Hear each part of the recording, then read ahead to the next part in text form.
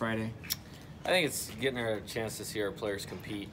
They put in a lot of time, developing through the summer and through the fall and early spring here to get ready to play. And it's our first chance to do it against outside competition, and I know they're excited. So try to focus on having a couple more good days to prepare, and then let them get out there and get after it. Who has earned the right to be your opening day pitcher? Cody Deason is going to start on Friday. For me, we kind of have a saying like every day is opening day, and so the most important pitcher is the one that's in the game at that time. We don't look too far past the first game, but he has a lot of experience now. He's pitched in the College World Series, threw a lot of quality innings for us last year, and I think is ready to go. What's the identity of this team? Is this going to be a team that's going to outscore people? Is this a pitching and defense team? A team that's going to rely on its speed? For the fan that doesn't follow, every little situation in the offseason, what's kind of the mold of this team? Yeah, that's a great question. I think our identity always wants to be, what is it going to take on that day to be successful? And I think this is a balanced team. I think our pitching has been, I would almost even call a pleasant surprise in the early inter-squad type things. I think there's a lot of guys that will contribute, and it'll be a group effort. We've really tried to deepen it through recruiting and development, and we've done that.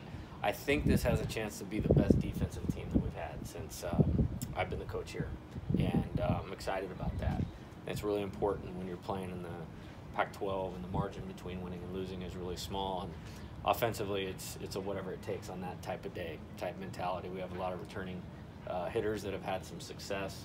Hopefully a little more balanced, 1 through 9, as opposed to maybe really relying on a couple guys, and try to put a lot of pressure on the defense like we always do.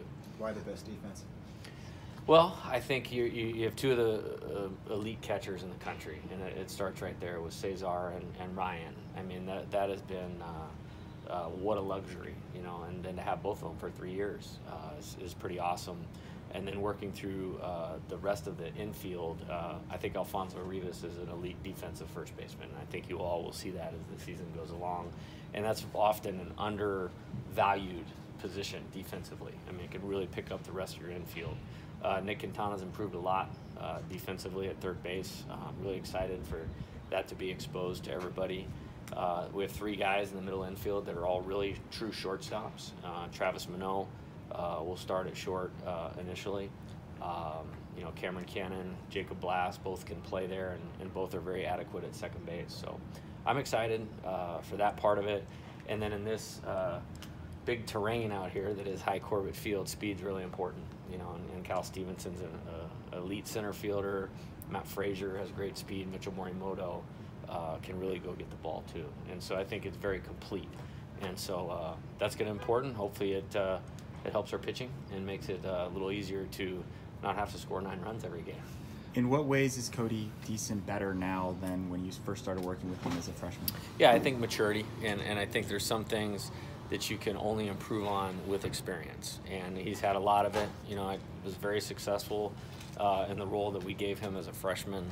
Last year expanded that, went out and had a great summer in the Cape Cod League, and is really poised, and I think it's all mindset.